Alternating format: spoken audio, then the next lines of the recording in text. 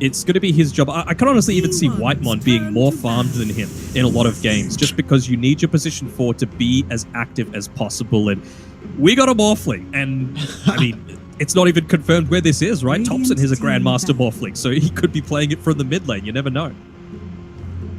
In regards to EXECRATION in their first phase, though, this is something that they are incredibly comfortable on. Back to the days, not really long ago, but when DP was playing as a position 5, Vincenzo had an exceptional death profit, and they were even still playing it as a position 5 for quite some time. But not only does he play it very well, Bob has an incredible death profit. You can even give it to Tino on the off lane, and they've already at least secured a strong lane if it is going to be that death profit 3 and the tiny 4. But there's a lot of flex here for EXECRATION, and something that they've won multiple games off with this combo. Yeah, even just Shanks on the tiny on its own, right? Yeah. It's just such a formidable combination that you need to be worried about. Like, he is, in my opinion, the star of this team. Like, he always seems to be able to find those next level plays coming through, as we even get a nice little close-up of Shanks. You know, red-haired Shanks, big One Piece fan. Sorry, that's a weeb reference, Aries. You wouldn't get it. But his Snapfire next level, there's nothing cringe about anime, all right? Tiny, very, very good as well. So I'm keen to see if he's able to put the team on his back for this one. One of the other players that's going to need to do so is Bob. I see Bob as, for people that haven't watched too much of the SEA region, the mid laner with the highest variance coming through in terms of his play. He can either be like an absolute tier 1 mid laner, or he can kind of look tier 4 dumpster level. It's because he goes for all of these big plays, right? And sometimes when they come off, it looks amazing. When it doesn't, it ends up looking a little bit silly. Thankfully, maybe for his sake, the Bat Rider is one of the heroes that he does that mostly on, and it's been banned out by T1. So I'm keen to see what he picks up. Yeah, the puck as well is another thing that he thrives on, and T1 to ban that out. So we'll see Bob's going to be playing in his comfort zone. And like you said, really the big issue for him is his consistency. Can he stay consistent? We've got to keep in mind as well, EXECRATION, this is a bit of a different look at their roster. But their last TI qualifiers back in TI10 made an incredible run when Nico was on there, of course now known as Force as well on Polaris. So EXECRATION know a thing or two about making deep runs in TI qualifiers. Yeah, they got all the way to 4th before being beaten by Boom, I believe, 2-1. And that was with Palos and Vincenzo, I believe, are the only 2 members still as part of the roster. Vincenzo, of course, a TI veteran, going all the way back to TI7. Did fall out in, not last place, but second last place, but you still got that experience of being able to be at the top level fighting against a lot of these teams. So this is, you know, we talk about the individual gameplay, but the mental aspect of it, that's going to be on Vincenzo's shoulders, to be able to captain this team very effectively, keep them nice and calm, and really rally the troops together if perhaps they're getting a little bit discouraged. I'm seeing a lot of Lich come out, and I'm not sure how confident I feel about it. You know, like, it doesn't... Maybe it's just for the Marcy lane, with all of the damage that you're able to output with the sidekick. They really just want a semi-counter for that, even just getting the suck off, the Sinister Gaze, when the Marcy tries to dive super deep. Well, you know, I fixed it. Oh, they got double Zuck on their team as well. Holy, that's DP true. and Lich. Pugner? Where is he? Where is he? I'm going to need to see it. Bob plays a mean Pugner. Not that we'll see. Not that we'll see. T1 probably going to have to reveal... I wonder what they're going to do with this Marcy Flex. I know you said that they've been playing a lot in regards to the support, just trying to ramp up the pace. And well, there's another way to be able to do so with the Primal Beast. So, kind of similar to what we saw from RSG last time around. Primal Beast, flexible, again, by T1. And for them, it's on 3 different positions. Position 2, 3, and 4, from at least what we've been seeing in pubs. So, I think Marcy is more likely going to be Zephyr's hero, but Primal Beast is actually the hero that he's played most so far this patch. TOPSON, of course, we've seen him try and solo a bunch of games, and, well, now it's probably revealed that this is going to be a core Primal Beast, probably in the mid lane. I mean, we don't exactly know what the hero matchup's going to be, but you would assume that this is going to be a Marcy not paired together with a Beast. We'll see. We'll see what ends up happening, but it is certainly a different build for both of them, but it does reveal a big difference to what I was talking about before, right? With T1 and their style. Previously, they were the team with by far, not just in SEA, but in the world, the longest game time. They always seem to drag it out and perform in those super late game positions. But look at this. Primal Beast, Chen, Marcy. Those are early game heroes that hit their spikes at like 15 to 20 minutes. So it's a real movement away from a lot of these previous styles that they're trying to do. And that's the influence that I was talking about with TOPSON, what he brings to the team outside of just his individual gameplay. And this is another hero that's on the rise a little bit as well in the Shadowfin. I think it was getting picked up a couple times over in China. Just saw it earlier today.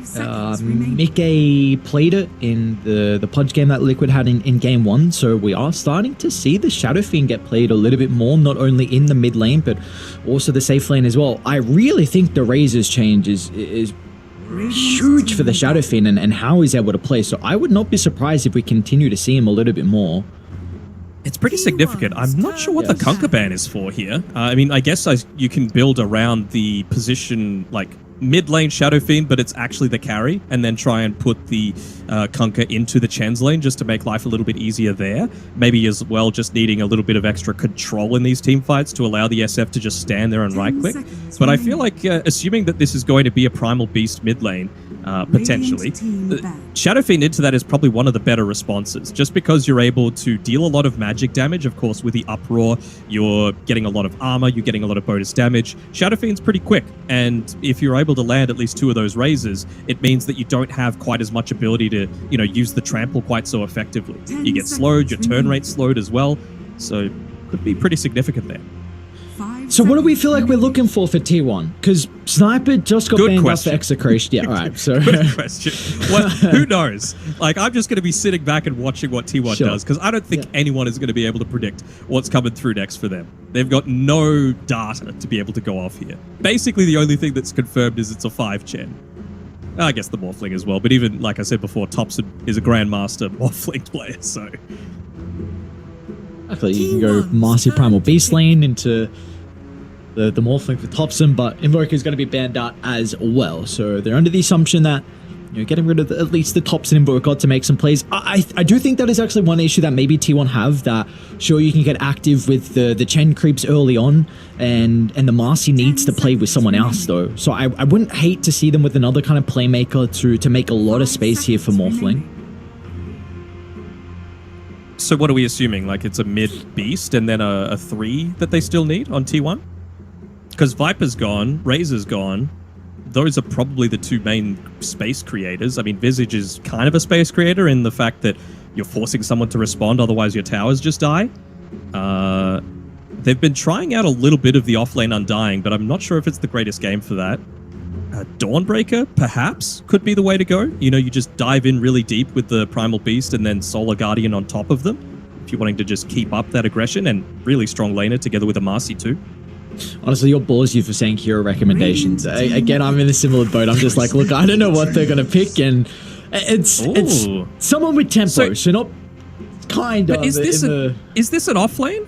I think this could be a position 1 Nature's Prophet. Like, this is what I saw Ana having the most amount of success on when he was standing in on these teams. Heroes that could be on the other side of the map farming, because he's an exceptional farmer, but it's about the timing of joining in onto these team fights. And I feel like Nature's Prophet is, of course, the easiest hero to be able to do that. The hero combination that I want to see the most on T1 is Luna Visage. You and I saw it a lot during the SA qualifiers, and I feel like it fits their style really well. Put TOPSON on some kind of crazy hero that just dives in first, let the Luna farm, and then have the map presence with your aura, which is global at nighttime, and it's just really effective with the Visage. This is kind of a similar thing with the Nature's Prophet, where you're just sitting back, you've got that global presence, and you've got a Pudge. All right, who is laning where? I have no freaking clue, but we'll see who gets picked up for where. TOPSON Morphling did. And it's an Unamos. Oh my god. See, I knew we couldn't predict this. I knew we couldn't predict this. I'm so excited. He was actually playing this earlier today, and I was like, oh, he might have just been messing around a little bit in his pubs, but clearly not. If this is what you're going to be opening up with.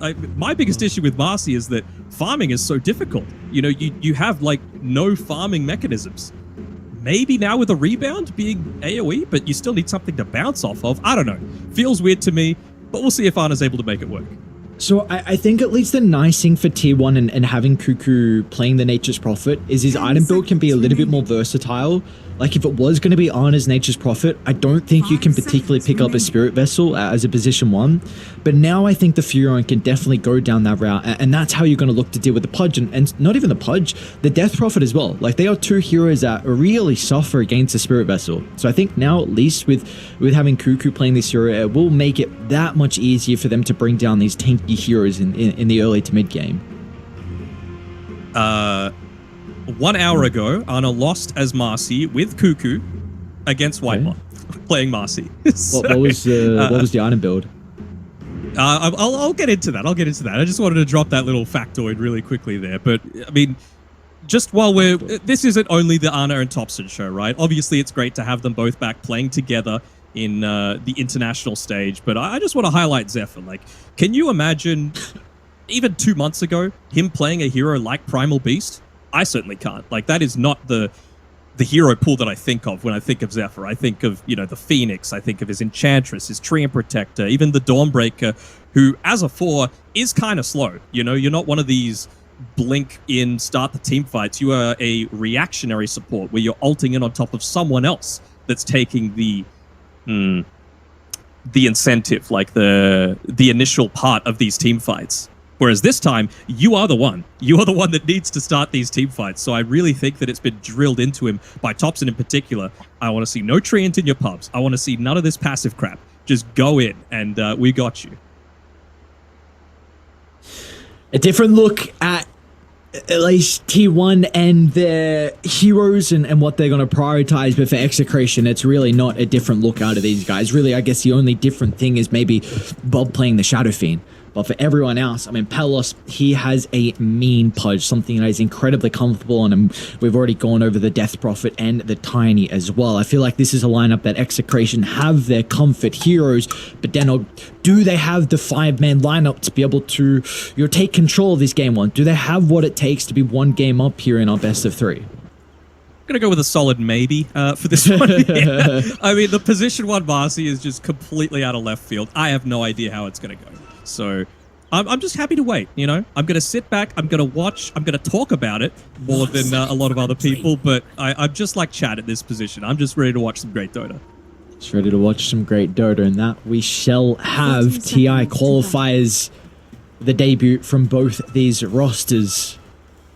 The back and forth, we've got some exciting stuff. We're into it. Last 2 regions as well battling out. You got Western Europe going on as well at the same time, but this is where you want to be. Western Europe, yeah.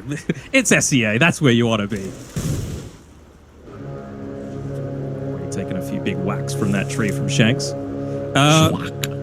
So item build for position 1 Marcy that he's been going for. I believe it is Phase Boots, Falcon Blade, BKB Basher is the build that Ana's going for, and maxing out the rebound, because again, that's his farming mechanism. That's what he needs to be able to keep up. I mean, you compare what a Marcy's able to do compared to a Morphling. I mean, this might even just be the more aggressive style, which, by the way, Ana's bottom as Dire, if we didn't realize that one just yet. So what are they, just looking to avoid the Nature's Prophet into Pudge lane? I guess. I mean, well, they're not going to. I mean, the Pudge is coming top. See how the early lane's able to shape up here for TOPSON against Bob on the Shadow Fiend. Those early raises spamming out. TOPSON not going to go for the stick early on. Wants this bottle rush to be able to play it, helping out in regards to the resources. You see how much damage he's racking up. Bob doesn't have enough, unfortunately, for another raise to follow up. TOPSON is incredibly slow. Look at this. He's like, what do I do? Well, he's had about 2 range creeps denied in front of his face as well, so obviously a very risky proposition there, but yeah, Bob ends up taking a few tower hits, but it's the intimidation factor, you know, this is how you want to start out these qualifiers. Dire's courier has been killed.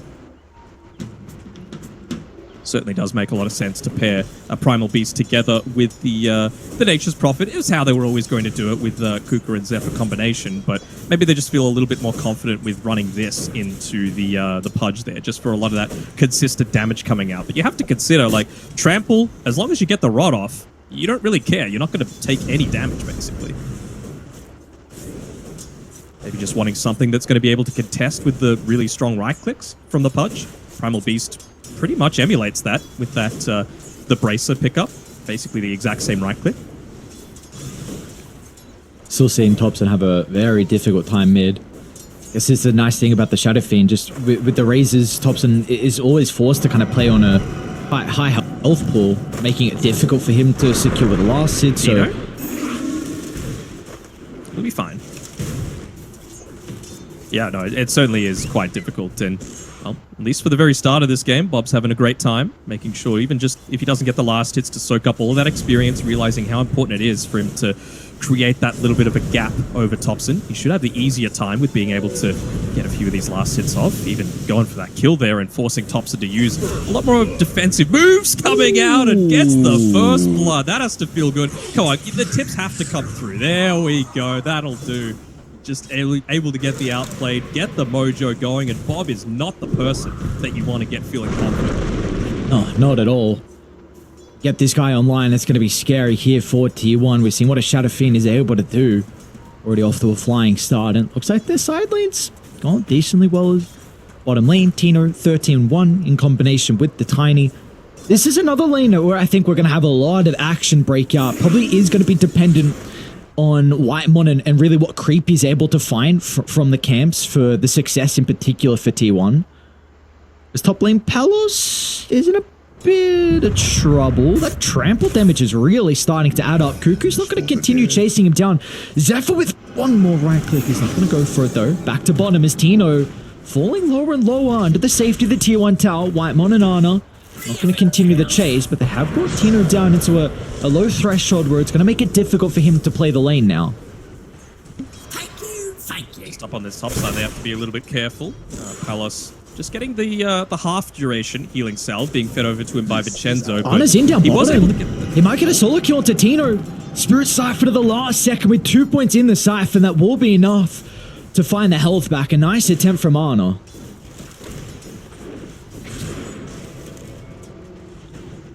So tense, right? A lot of people, like I was saying before, penciling this in as an easy T1 win. It is not that at all. I mean, nearly doubling the last hits and denies in the mid lane as Bob off to a great start. They're going for another dive here, but Tino able to shrug it off for now. Oh, he gets it again, dude. Oh no. Bobby, what are you doing? 14 Necromastery now. So his damage is really starting to ramp up. Oh, this is not good. Because Vincenzo looks like he's considering about making some stacks for the Shadow Fiend. If you get this guy into... Is he going to go for the Requiem? He might. Bob charges up the ultimate for the damage. It's not enough onto TOPSON. He had just a little bit less mana needed for the Shadow Rays. That last one, otherwise TOPSON would have died.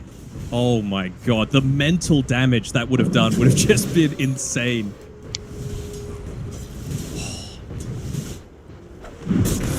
Top side. Palos is a little bit low up here. Zephyr, again, just playing this aggressive style. Well, they're going to charge for in. it, but yeah, pops the rot. Palos, can he get out? One more right click from afar. Cuckoo and Zephyr find the swipe. A much needed kill for T1. Despite everything that's happening in this mid lane, though, all the other lanes are going pretty well. I mean, Pudge really sitting towards the bottom end of the net worth. Even Chen almost overtaking him with how aggressive Whitemon's been playing. So he got the... he isn't even going the Bassi. He's just going for that full group up. Again, it's all about the early timings for T1 with this new style of roster. I do like this ward place though from Shanks down by the bottom power rune. It's going to help out the Shadow Fiend from being able to secure some of the runes, but also to scout out TOPSON if he looks to fall back to the jungle. Rune spawn up top. TOPSON picks the regen. He's got Zephyr nearby to be able to chase down Vincenzo. So got to be cautious about Bob. A couple raises still to play with in regards to the mana. TOPSON should be able to get out of harm's way. Hit the regen as well, so he'll be just fine. We've also got this pesky creep coming mid. That Satyr Mindstealer, man, it's the best creep in the game. Like, you just completely ruined the enemy hero's mana pool. And for someone like an SF, who, I mean, he's been doing a great job so far on Bob to be able to bully TOPSON out of this lane, it's not going to continue if you just don't have the mana to do it. My thrift rewarded. With all the heroes though leaving the lanes, it puts Tino in a solo matchup versus Honor, and I feel like the Death Prophet's going to be incredibly happy with this. I suppose, but you've also got to consider that Cuckoo is also farming solo on top this time. You can't move forward on Palos to be able to try and get any farm. You're just going to get sprouted, you're just going to get charged at. The Flesh Heap still has quite a long cooldown. He's only got the 1 point into it so far, so only 5-second duration with a 20-second cooldown.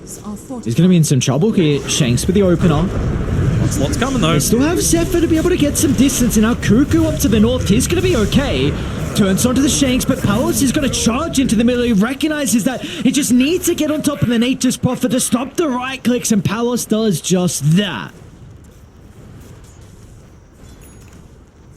Good movement coming through, but still, it's that net worth lead. It's still sitting in T1's favor right now, and with the regen rune, even TOPSON just being able to move back towards the jungle. I actually didn't realize how low this mid tower was already. Less than a quarter HP. Which is going to mean that you can look to dive in through a nice kill bottom. Left solo, and with the TP coming in from Cuckoo, so they're going to try and put a little bit more pressure onto these towers around the map, force some defensive rotations out of Execration, rather than all of the aggressive ones that they've been having so far.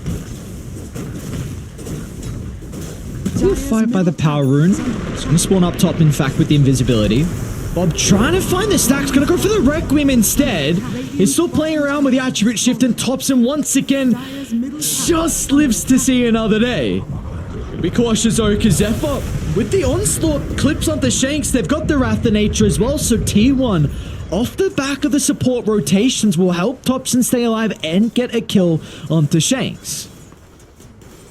That's the thing about the best teams in the world. You can have one lane go really poorly, but as long as the other two are going just fine, I mean, that's why it was such a big deal that Bob was getting those kills solo without any other assistance. Palos, he's in a lot of trouble here.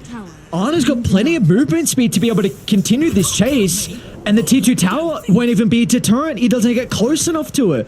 So Ana and Cuckoo get another big kill onto Palos, who's really struggling on the Pudge. Dire's top tower is under attack. They did get that kill onto the, sorry, it was the deny onto the mid tier 1 tower, but that just frees up Bob to start moving through the jungle. They could see him walking up top here. He went underneath the outpost, so look to connect through onto this, look to open up the map a little bit more if he can. Zephyr should be able to get away though. What happens around mid? Whitemon, again, just playing aggressively. They're going to try and get the Sprout in. They will actually land it, but Quelling Blade enables Palos to get away. Just more pressure happening around the map, not giving anything up for free is Tier 1. Do we feel like Execration might lack some early game damage now going to the mechanism and almost hand to God? We're going to see the defense. Yeah, Tino, look at the jump.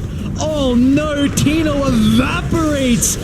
Ana playing with the Unleash. Now he's going to turn to try and bring down Palos. It's going to be all up to Bob if they can turn this team fight back around, but the Requiem's still on cooldown, so Bob will have no answer as Execration, they lose their tier 1 tower and they lose 2 members. In terms of the damage output, I think it can be a little bit lacking. Maybe not so much once you hit like level 8 on the Death Prophet. I think it's very important to make sure that you've got that 1 point into the silence, and you just need to pop the Exo and have those 4 Spirit Siphon charges working. The other thing as well is they don't exactly have anyone that's amazing at locking people into a small space. That's what you really need for the Exo, for the Chain Frost, as well as the Pudge, to have that greatest level of input. So a lot of this game is honestly on Shanks being able to get into some decent timings. He's going into the phase boots for himself, just because I guess he feels that he can't reliably wait for the Blink Dagger. They're going to get run over in that time, and he wants to be able to quickly run up forward, get a toss back, and use that to snowball through the rest of the team fight. Yeah, I'm pretty sure this is a build that Baboka likes. There was someone at ESL, I can't remember who now, that was going phase boots as well after the change. They maybe just felt like the cast range on the toss was a little bit of an issue, so maybe the phase boots movement speed could help out. I saw someone else, though, I just can't remember who. I think it was Baboka. Yeah, no. It was Baboka, and it's game dependent, right? This is one of those games where you're up against this full-on zoo lineup that you have to have speed to get away. You kind of have to put yourself in harm's way because a Lich isn't going to be frontlining, a Shadow Fiend pre-BKB isn't going to be frontlining, a Pudge kind of can, but it's still so vulnerable super early on, right? He's not anywhere near level 10, so he's going to have pathetic armor. And when you consider what you're up against, like all these Chen creeps, Nature's Prophet right-clicking you, Unleash coming through from the Marcy, it's way too much to have to deal with. Oh, going to the Shadow Fiend. Onslaught's out from Zephyr. Wrath of Nature Burst. It's not enough to get the kill onto Bob, and he's been able to charge up the Requiem. Tino with the Exo as well. This is a lock emitter for Execration, and they just get Zephyr. I don't know if that's worth it. 2 ultimates. Yes, you keep the Shadow Fiend alive, but bottom lane as well. Ana, he's going to find a solo kill onto Paolo, so this is something that a core Marcy needs, and a position 1 Marcy in particular. You need to get kills when you have the Unleash available, and Ana has done that multiple times this game. Really loving the way that Zephyr's been playing so far. They do get rid of that vision that's enabling him to play this aggressive style, but he's level 8. He is the same, he's higher level actually than the Pudge right now, and it's 12.5 minutes, and both supports on Execration aren't level 6. I think Shanks just picked it up right then. So it does feel a little bit weird. They can't take a lot of these team fights. They really need to give a little more emphasis towards picking up that Chain Frost for Vincenzo. Right now, he's roaming around the map, trying to get some stacks off, some D-Ward duty, but it feels like they need to just let him be a tiny bit more selfish. Go down the Xiao Bonbon route. So what do you think the play is here for Execration? Because you've taken T1 top, T1 mid. What do you look to do in the next couple of minutes? Because you're down 5,000 gold. You are, aren't you? You need to make sure that you get into the... I want to say the BKB on Bob, but it's going to be a little while away. Like, I feel like you almost have to buy this Ogre Axe just so that you've got that little bit of extra survivability for this inevitability. Like, they will run at you on T1. You know, so you see this with Chen, Marcy, Primal Beast. It's gonna happen. So they just need to try and like shove out lanes as much as they can, be as survivable as possible, get level 6, so that if they dive past your tower, you've got the abilities and the damage to be able to burst them down. Even just the Pudge having more levels, right? He's maxed out the Rot because he needs that to be able to farm more quickly, but you need maxed out Fleshy just to have greater uptime even, regardless of the damage block. So we'll see how fast Bob's going to be able to pick up this BKB. We'll have a haste in the arsenal. It's going to help out maybe with a pick-off or a team fight. Pelos is getting a little bit of farm up top as well. Cautious about that Wrath of Nature, but just gets out of vision. So still the net worth lead, not really growing for T1, but TOPSON is well and truly recovered after the rough lane that he's had. That's always the thing that the best teams do. Like I was saying before, you gotta make space for a teammate that's having a rough game. And with Execration doing it, it really feels like they've committed so much more. Whereas T1, they're going for the efficiency plays. They're making sure that spread people out around the map. It's one of the big strengths of the Chen, right? You still have a global presence with your Hand of God. You can jungle on your own. And if someone finds you in the jungle, who cares? It's a Chen. If you're rotating multiple people, then just lost so much. He's aware. He's gonna pop, he jumped in instead. Oh no, he jumped in, and now with the Chain Frost can bounce back and forth. They'll get the Hand of God for the bonus heal. Now Arno's going to try and turn it around as well. The Unleash for the Dispel, and Arno's life still's not enough. They get the kill to the Marcy, but it comes at such a grave cost, as Execration will lose all 3 members in the skirmish party. I believe. Tino, maybe. Alright, they got him. TOPSON gets the double. Arno loses his streak, but all of Tier 1 show up huge with the rotation down to bottom. At least this time around, they don't commit absolutely everyone on Execration. Like, yeah, you lose 3 heroes, and it sucks. But Bob, he's farming. He's becoming that really big threat, the damage threat that they're going to need for the fights that are yet to come. Nearly level 12, just probably around the recipe left towards the BKB. That's going to be big. And they've also got this siege creep wave up top, so someone needs to respond to this, and they know that a lot of TPs came down bottom to be able to protect that, to protect Ana previously. So it's really only Nature's Prophet that can look to play up here. I guess TOPSON can as well, but yeah, eventually it's going to be Cuckoo playing up top here. They might consider Roche pretty shortly here for T1. Wraith Pack just completed for Cuckoo. A lot of damage mitigation. Of course, lifesteal as well, the important thing. You've got the sidekick even to play with as well. So, yeah, I wonder if T1, what they're going to consider. Maybe they are looking for a pick-off and then they can enter Roche, or maybe they feel like they're strong enough just to walk on in. I don't know if they can do it without Morphling, though. You still I think, need Morphling's damage to be able to get anything here. And good positioning by Vincenzo to bump this smoke. All the Chen creeps revealing absolutely everything. You give your life away, but I was about to say it's worth it. How quickly is he looking to try and connect on TOPSON? Not really. So I don't think they could do this. They might still go for it, though. And they're pinging it now, but they're kind of in two minds about it all. Here we go. Here we go. Cuckoo TP's in. They see the SF TP back as well. That was really what Cuckoo was wanting. Just realized that SF isn't going to be able to be part of any quick Roche attempt. And actually doing this a little bit faster than I was expecting.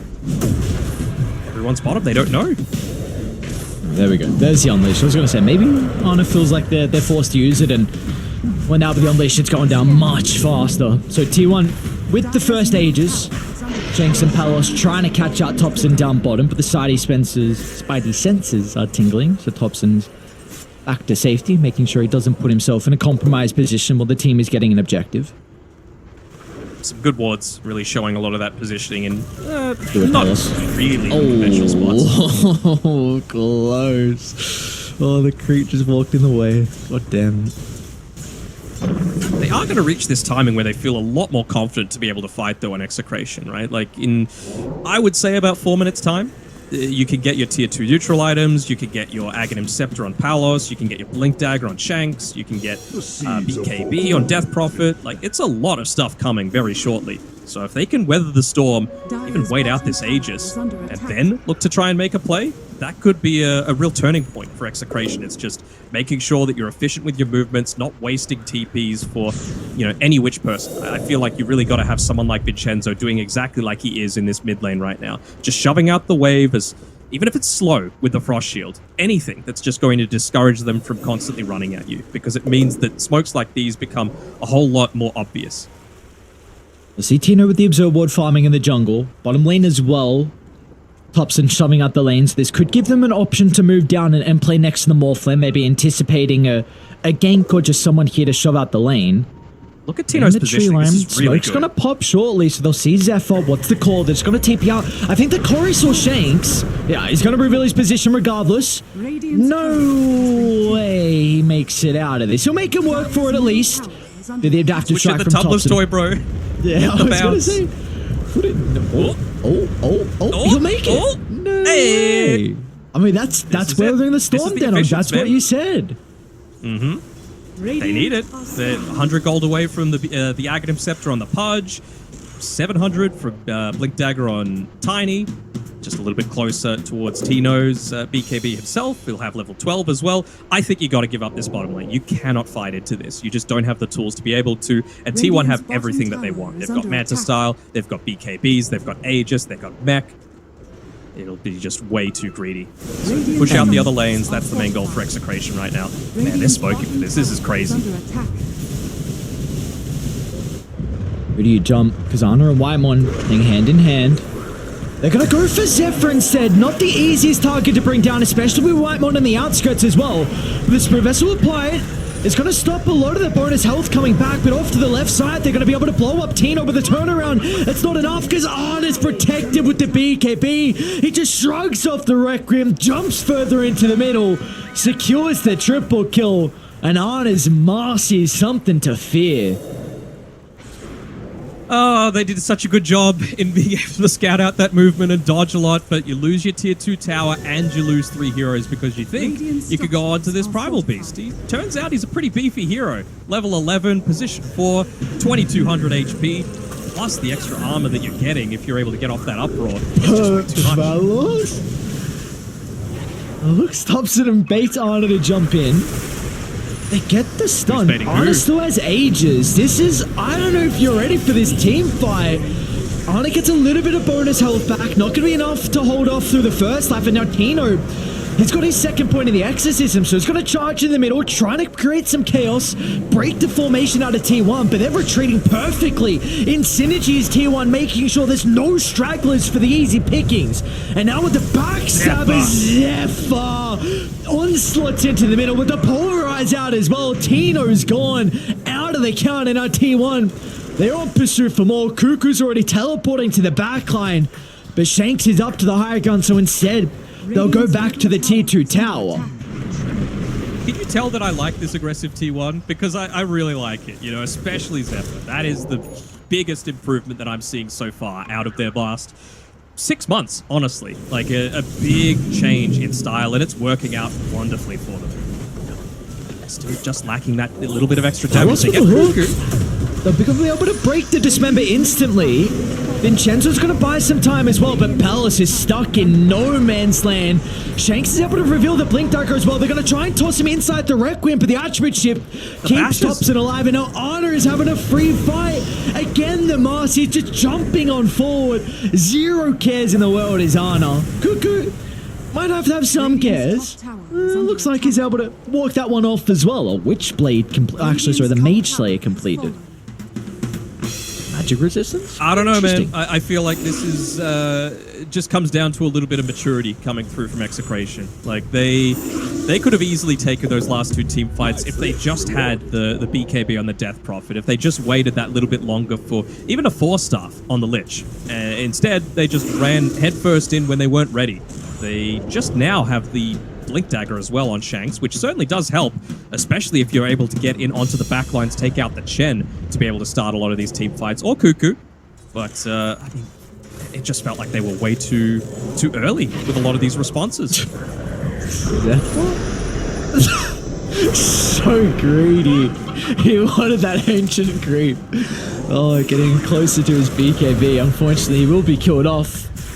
There you go for Execration. Just kind of, you were just mentioning like maybe some inexperience or, yeah, inexperience. I was going to say lack of experience, same thing. But it's very difficult to give up that T2 tower. But when you're in this position where you just need these BKBs, when you need these items, that's your hope in these team fights. And if you don't wait long enough, then you kind of, you take 2 bullets. You lose the fight, then you still lose your tower. And now you're down even more gold. So now T1 have more items to play with. So Radiant are scanning. what's the probability looking like? Yeah, 91%. I just looked. Yeah, it's not looking too great. I feel like you could afford to give up 2 tier 2 towers if it meant that you had that next item that you needed. At the time, I think top was pushed out, so they weren't in danger of losing a 3rd. They just lost way too much for free in my eyes. Interesting. Ana's going to Scepter. Okay, so this is actually what gives you the Dispel. I was looking before that they changed the Dispel, no longer being on Unleash, so now the Scepter is going to provide. I didn't want to call you out. I wanted to let you. No. Okay. Terrible player. Absolute garbage. Did you say we win our turbos? It's fine. Yeah, oh man, just dominate the turbos. People ain't got shit on us. Did you say Scepter was in the build that Ana was going? Honestly, the games, because they're pubs, mostly end before he gets up to that stage. So I mean, normally ends after he gets the basher. Yeah, it's getting close, isn't it? Yeah, it's getting close. With a smoke on smoke, we'll see what they can do on Execration. Playing around that triangle for the moment. Tino unsmoked, moving to the front. Oh, 2 ships passing in the night. Well. Vincenzo is going to pop the smoke into the jump the Lich instantly. Not the bit. Oh, nice force. All right, he's out. They got a pretty good ward on the high gun to play with, so Shank's going to jump in. He just missed the toss. That might have been the cast range change. Even just like 100 less cast range meant that he wasn't able to get it onto the target that he needed. It's position 4 tiny nerfs is really starting to become a bit more of a factor. Man, look at Cuckoo at the bottom of the map. All of these bloody treants just fanning out across the map like spiders right now. He's done that multiple times. Look at Zephyr's position in the left tree line. He's ready to jump. He's got this BKB. So it'll be a full duration pulverize coming out. Plenty of control to allow the cores just to go to work.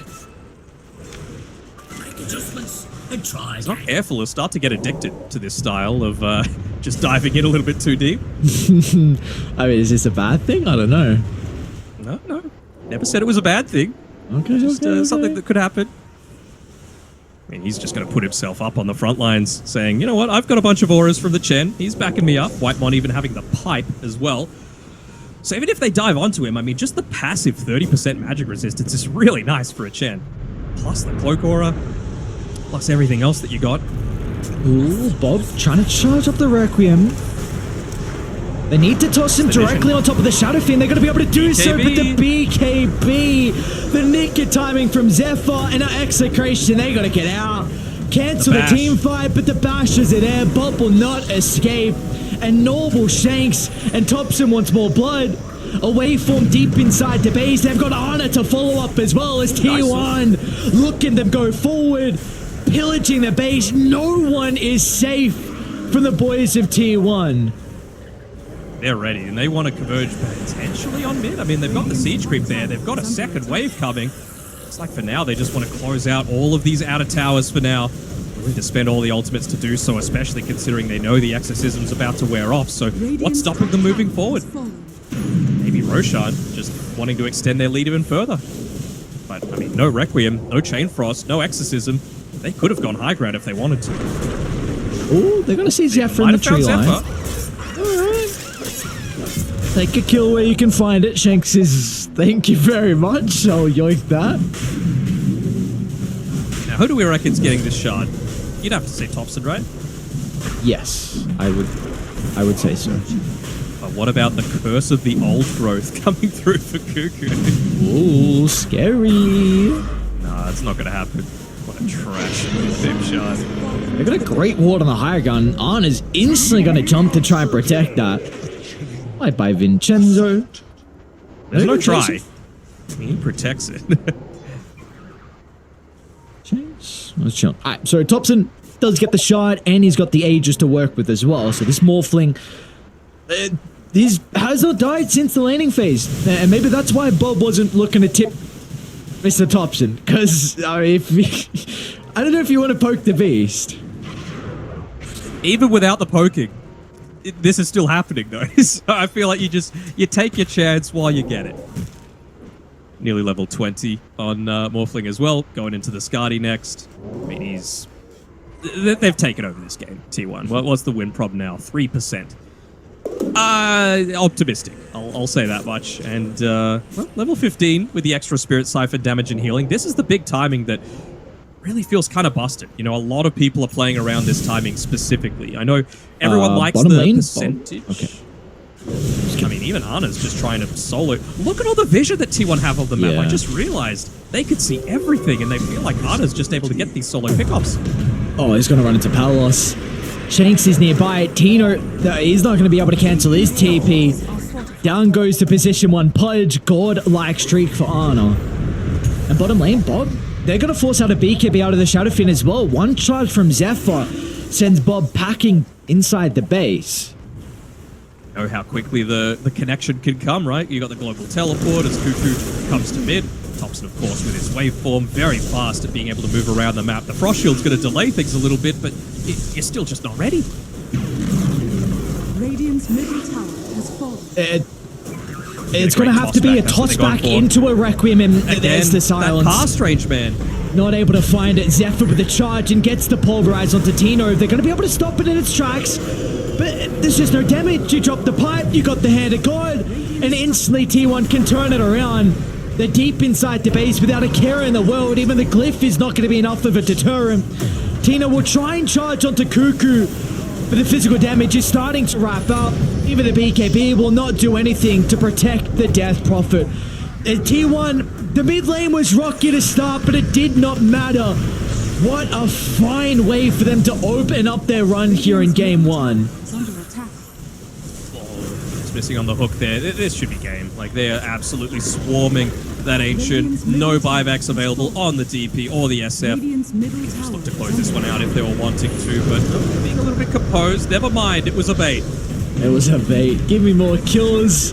Let me add to the tally. The G's had dropped. T1 on their debut. Fine game 1. We'll see what they're able to do if they can replicate this performance. But for them, Denok, you really had a lot of questions on how this new T1 it would look. And again, in really particular to the supports. And I was quite impressed with Zephyr on the Primal Beast.